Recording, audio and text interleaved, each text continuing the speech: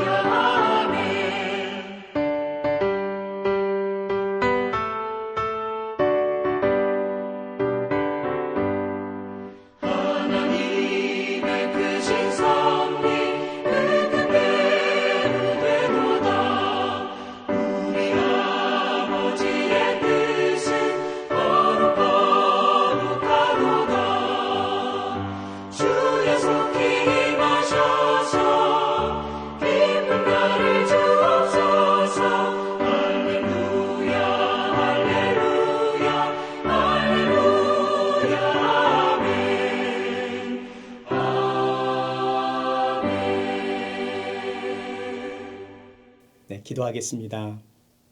살아계신 하나님, 오늘도 우리에게 호흡을 할 수 있도록 생명을 주셔서 하나님께 나아가 기도하며 주의 말씀으로 하루를 시작하게 하시니 감사를 드립니다. 우리의 영혼을 주님께 올려드립니다. 연약한 우리들을 지켜주시고 보호하여 주시옵소서. 코로나로 인해서 전 세계가 고통을 받고 있습니다. 하나님 긍휼을 베풀어 주시옵소서. 고통 가운데 있는 영혼들을 만져주시고 일으켜 세워 주시옵소서. 힘들고 어려울 때 말씀의 능력으로 살아가게 하시고 주의 말씀이 우리의 발에 등이 되고 우리의 길에 빛이 되게 하여 주셔서 우리의 앞길을 인도하시는 주님을 날마다 말씀 가운데 만날 수 있도록 하나님 축복하여 주옵소서. 우리 주 예수님의 이름으로 기도하옵나이다. 아멘. 네, 하나님이 주시는 말씀은 욥기서 40장 6절에서 24절까지 말씀인데요. 제가 읽어드리겠습니다. 그때 여호와께서 폭풍우 가운데에서 욥에게 일러 말씀하시되 너는 대장부처럼 허리를 묶고 내가 내게 묻겠으니 내게 대답할지니라.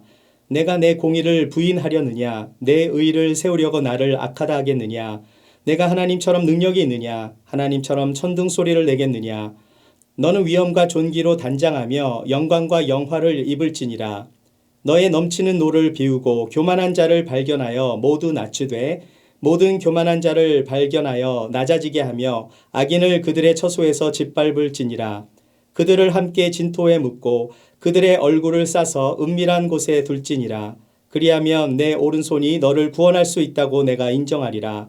이제 소같이 풀을 먹는 베헤못을 볼지어다. 내가 너를 지은 것 같이 그것도 지었느니라. 그것의 힘은 허리에 있고 그 뚝심은 배의 힘줄에 있고 그것이 꼬리치는 것은 백향목이 흔들리는 것 같고 그 넓적다리 힘줄은 서로 얽혀 있으며 그 뼈는 놋관 같고 그 뼈대는 쇠 막대기 같으니 그것은 하나님이 만드신 것 중 으뜸이라. 그것을 지으신 이가 자기의 칼을 가져오기를 바라노라.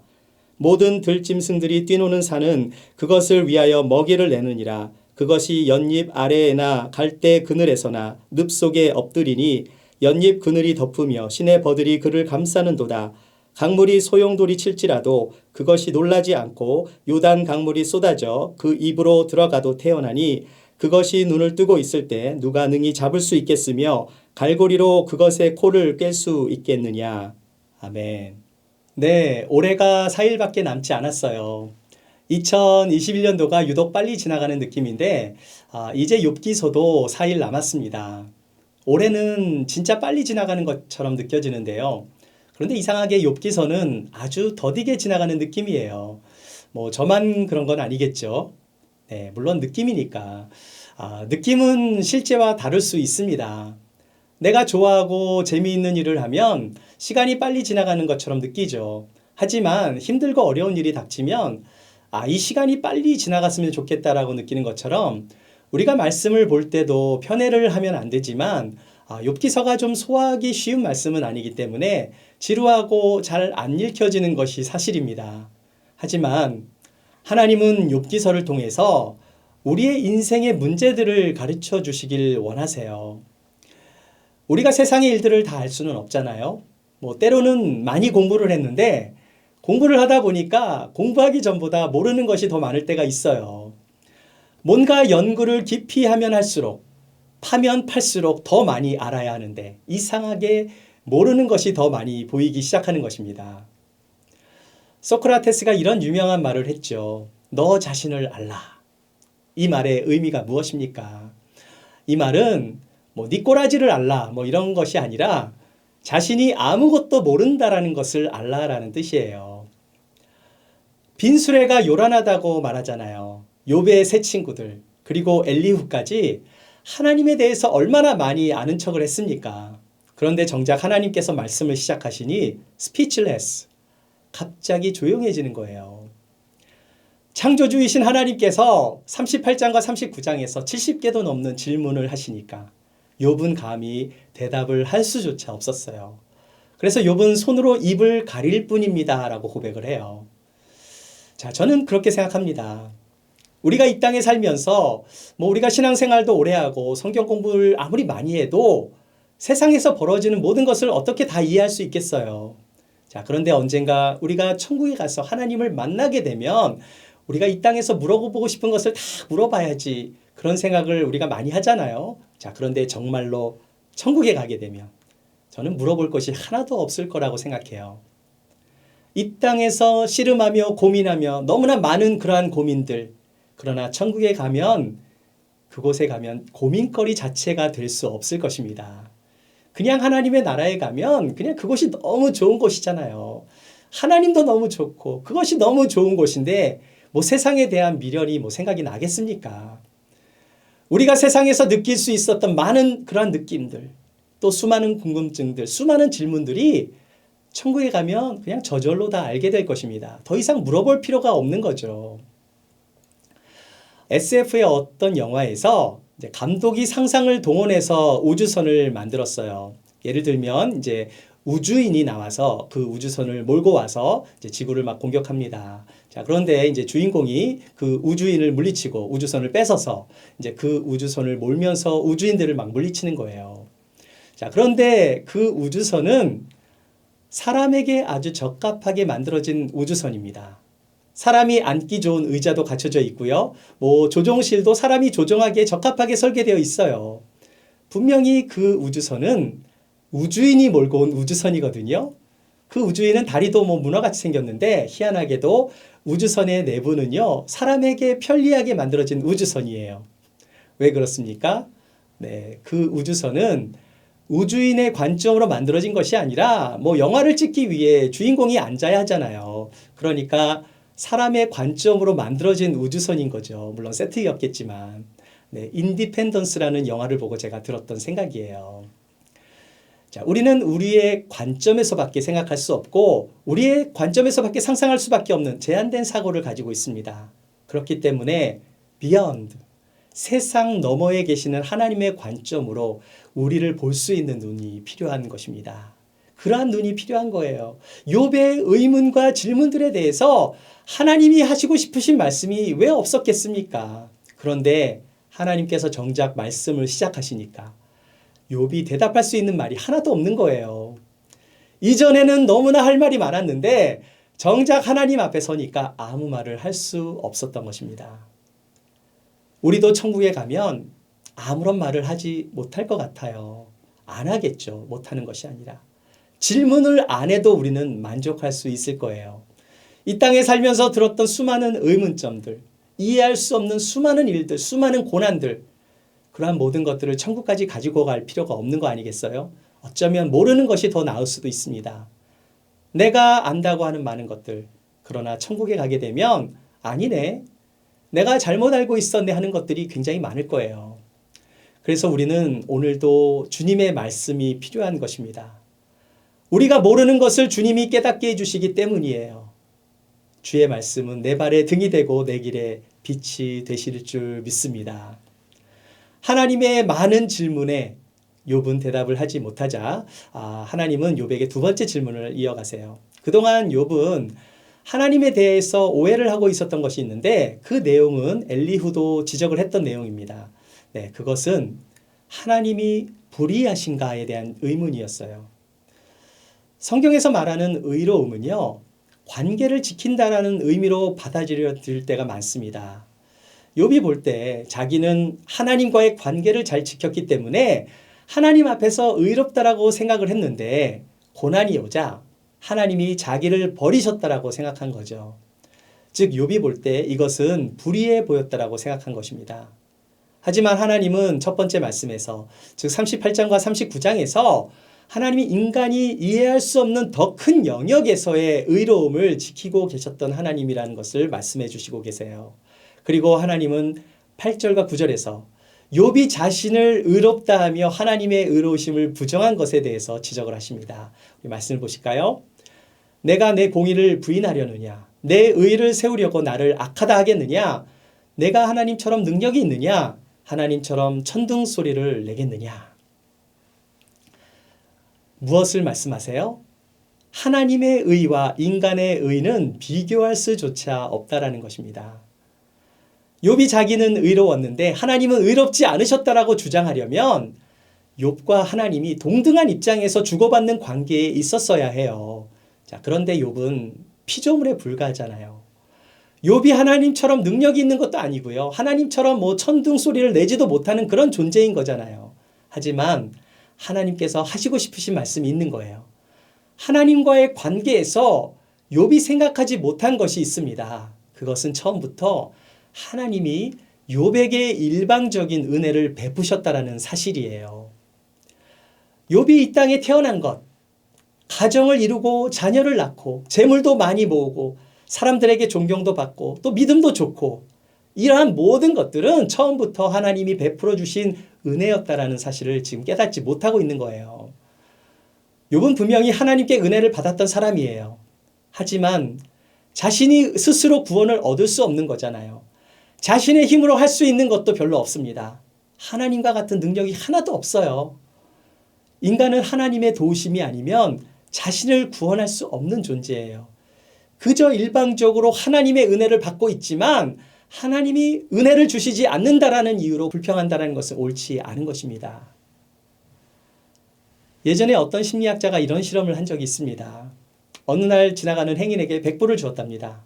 100불을 받은 행인은 이게 웬 떡이냐 하고 받았대요. 자, 그런데 그 다음 날 또 만나서 100불을 주었대요. 그리고 그 다음 날 또 100불을 주었답니다. 그리고 또 다음 날이 되니까 행인이 이번에는 먼저 받으려고 언제 주나 하면서 주변을 좀 두리번거렸대요. 그런데 이번에는요, 심리학자가 100불을 안 주고 그냥 가니까 가가지고 왜 오늘은 100불을 안 주냐고 따지더라는 거예요. 그동안 받은 것이 얼마인데. 그것은 당연히 받는 것이 아니라 은혜로 받은 것이었잖아요. 제가 심리학자였다면 돈을 주면서 돈 밑에 작은 글씨로 이것은 빌려주는 것이 아니니 이자를 갚으시오. 네, 그렇게 전 썼을 것 같은데 아무튼 아무런 조건이 없이 그냥 받았다면 그것이 얼마나 큰 은혜입니까? 그것은 당연히 받아야만 하는 것이 아닌 것입니다. 이것을 마땅히 계속 받아야만 하는데 왜 안 주냐고 따질 수 없다라는 거죠. 피조물이 할 수 있는 것은 베풀어 주신 하나님의 은혜에 그냥 감사하는 것뿐입니다. 하나님은 욥에게 이것을 깨우쳐 주시려고 말씀하시는 거예요. 그러면서 한 짐승에 대해서 이렇게 말씀을 하세요. 15절 말씀을 보실게요.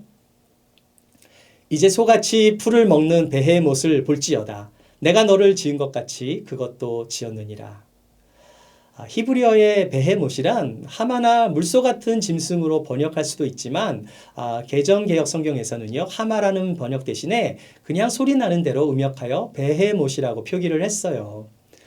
하나님이 지으신 베헤못은 아주 거대하고 강력한 힘을 가졌는데 그 신체적인 특징들이 16절부터 18절에 자세히 소개되어 있습니다. 16절 보면 뭐 힘이 허리에 있고 그 뚝심은 배에 힘줄이 있고 또 17절에는 꼬리를 치는 것은 백향목이 흔들리는 것 같다라고 말하고요. 18절을 보시면 뼈는 놋관 같고 뼈대는 쇠막대기 같다고 말씀하십니다. 그리고 20절에서 22절에는요. 베헤못이 뭐 일상생활에서 그들이 어떻게 구체적으로 먹고 살아가는지에 대해서 말하고 있고요. 또 마지막 23절에서 24절에는 베헤못이 소용돌이 치는 요단 강물에도 두려움을 느끼지 않는 그러한 짐승일 뿐만 아니라 인간의 힘으로도 도저히 통제할 수 없는 그런 짐승임을 말씀하고 있어요. 하나님은 지금 욥에게 하나님이 지으신 피조물 중에 가장 힘이 센 또 그 짐승 중에 하나인 베헤못을 소개하시면서 말씀을 이어가고 있습니다. 물론 우리가 베헤못이 어떤 동물인지 뭐 자세히 알 필요는 없지만 하나님이 말씀하신 이 베헤못, 왜 이것이 중요합니까? 그것은 하나님이 인간만을 창조하지 않으셨다라는 것을 말씀하신 거예요. 하나님이 인간보다 더 힘이 세고 강력한 베헤못을 만드셔서 인간이 최고라고 생각하는 그 교만을 무너뜨리시는 것입니다. 욥아, 너 베헤못 알아? 내가 베헤못을 만들 때 얼마나 많은 공을 들였는지 아니? 내가 만든 짐승들 중에 베헤못이 으뜸이야. 자, 이것을 말씀하시면서 욥의 자기중심적인 태도를 지적하신 거예요. 다시 말해서 인간은 하나님 앞에 자기의 의의를 드러낼 수 없다라는 존재를 알려주신 것입니다. 하나님은 창조주 하나님이세요. 우리는 인간만 중요하다고 생각했지 하나님께서 짐승을 만드실 때 그 짐승마다 그 특징들마다 하나님께서 얼마나 정성 들이고 공을 들이셨는지 그리고 하나님께서 그들을 어떻게 돌보시고 계신지 모를 때가 너무나 많은 거예요. 하나님은 참새 한 마리도 그냥 떨어뜨리지 않으십니다. 여러분, 동물의 세계를 조금만 들여다보면 그 세계가 얼마나 신비한지 여러분들도 많이 보셨잖아요. 물속에 사는 물고기들의 세계는 또 어떻습니까? 바닷속에 들어가면 또 완전히 다른 또 다른 세상이 나와요. 연어는 민물에서 태어나서 바다 깊은 곳으로 가서 살다가 알을 낳기 위해서 막 폭포수를 거슬러서 올라가면서 자신이 태어났던 본향집인 민물로 다시 돌아가는 것을 여러분 보신 적이 있을 거예요. 자, 그런데 반대로 유럽의 뱀장어는요. 버뮤다 삼각해역에서 태어나요. 바다에서 태어나서 민물로 가서 살다가 나중에 자기가 태어난 버뮤다 삼각해역으로 다시 돌아와서는 거기에 알을 낳고 마지막을 보냅니다. 너무나 놀랍지 않습니까? 그런데 그렇게 디자인을 하신 분이 누구십니까? 하나님이시잖아요. 하나님은 물고기들을 통해서도 자신이 돌아가야 할 본향집이 어디인지를 알려주시는 것입니다. 사랑하는 여러분, 우리의 본향집은 하나님이 계시는 천국인 줄 믿습니다. 사실 우리는 창조주 하나님을 감히 부를 수도 없고 쳐다볼 수도 없고 가까이 다가갈 수도 없는 그저 죄악 가운데 있는 피조물에 불과한 존재잖아요. 피조물은 모든 것이 하나님이 원하시는 대로 창조가 되는 것입니다. 그런데 우리가 하나님께 받은 것이 무엇입니까? 사실 우리가 하나님께 받지 않은 것은 아무것도 없는 거예요. 하나님이 지으신 베헤못은 산을 통해서 먹이를 얻고 연잎의 그늘에서 해를 피합니다. 하나님은 베헤못에게 합당한 도움과 보호를 주셔서 그들을 먹이시는 거예요. 하물며 하나님의 형상으로 만들어진 우리들, 하나님께서 우리를 위해서 꼴을 먹이시며 쉴 만한 물가로 인도하신다고 성경은 말씀하고 있어요. 그래요. 비록 코로나가 창궐하여 고난이 있고 연약하고 병이 들어 넘어질지라도 하나님은 우리를 보호하시고 도우시는 하나님이시기 때문에 그 어떤 위험보다 위기보다 하나님이 더 크신 분이시기 때문에 우리는 오늘도 하나님을 아바 아버지로 부르며 하나님께 나아가 기도할 수 있는 거잖아요. 그리고 우리의 기도와 간구를 들으시는 하나님, 그 하나님께서 우리의 모든 것을 아시고 들어주시는 하나님이세요. 하나님은 우리를 구원하시기 위해서 아기 예수님을 이 땅에 보내주셔서 좋은 소식을 전해주셨습니다. 그런데 그 좋은 소식이라는 것이요. 우리를 위해서 예수님이 죽으셔야 하는 것이잖아요. 우리에게 좋은 소식이 되기 위해서 예수님은 십자가를 지셔야만 했던 것입니다. 이것이 하나님의 은혜입니다. 여러분은 이 은혜를 받으셨습니까? 그렇다면 우리가 사는 것이 힘들고 어려울 때 다시금 십자가를 바라보아야 하는 것입니다. 다시 은혜를 경험해야 하는 거예요. 다시 하나님께로 돌아가야 하는 것입니다. 왜 예수님께서 다 이루어 주셨는데 땅의 것을 계속 붙잡고 살아가면 되겠습니까? 지금도 보혜사 성령을 우리에게 보내주셔서 우리와 언제나 함께 하시고 우리를 도와주시고 계신데 우리를 두렵게 하는 것이 무엇입니까? 병마입니까? 물질입니까? 의로움입니까? 불확실한 미래 때문입니까? 우리의 삶에 두렵고 떨리는 많은 사건들 앞에서 가장 우선이 되어야 하는 것은 무엇보다 주님을 바라보시기를 축원합니다. 하나님은 욥에게 고난을 통해서 더 크신 하나님을 경험하게 하세요. 하나님은 욥에게 이전의 모습으로 사는 것을 원치 않으십니다. 한 단계 더 성숙한 믿음을 보시길 원하시는 거예요. 온 우주를 창조하시고 운행하시며 지구를 만드시고 생명을 불어넣으신 하나님께서 우리의 아버지가 되어주신다면 비록 우리가 하나님의 뜻을 다 알 수는 없을지라도 우리를 지으신 하나님을 신뢰할 수 있어야 하는 것입니다. 하나님은 우리의 믿음이 멈추기를 원하지 않으세요. 한 단계 업그레이드가 되기를 원하십니다. 하나님은 욥의 모든 것을 아십니다. 처음부터 아셨어요. 그리고 마지막도 아십니다. 하나님은 욥을 사랑하시는 하나님이세요. 그를 절대 버리지 않으십니다. 그리고 하나님의 더 크신 은혜를 경험하게 하십니다. 이전에 알지 못했던 하나님을 더 많이 경험하게 하시는 것입니다. 그리고 하나님의 거룩하신 은혜 앞에서 욥은 자신의 의를 버리고 겸손하여 하나님의 뜻과 주권을 받아들이게 될 것입니다. 고난이 있으십니까? 고난을 통해서 하나님의 크신 뜻을 분별하시는 여러분이 되십시오. 절대 포기하지 마시고 고난을 통해서 신앙이 더욱 자라고 성숙되어지기를 축복합니다. 하나님은 우리를 보호하시고 돌보시는 하나님이세요. 베헤못을 창조하시고 돌보신 하나님께서 저와 여러분을 눈동자와 같이 오늘도 지켜보시며 돌보아 주실 것을 믿습니다. 다시 한번 하나님의 말씀 앞에서 우리의 신앙이 자라나며 하나님의 뜻을 분별하시며 승리의 삶을 살아가시는 저와 여러분이 되시기를 주님의 이름으로 축원합니다. 기도하겠습니다. 우리를 창조하시고 우리를 만드시고 우리를 지으신 하나님 아버지, 우리를 위해서 아기 예수님을 보내주시고 우리를 구원하신 주님을 찬양합니다. 만왕의 왕이시며 전능하신 하나님이시기 때문에 우리가 어떠한 고난이 닥친다 하여도 우리는 두려워하지 않겠습니다. 주님만 의지하겠습니다. 주님만 바라보겠습니다. 살아계신 주님께서 정말 날마다 우리를 새롭게 하시고 보호하여 주셔서 우리들을 의의 길로 인도하여 주시옵소서.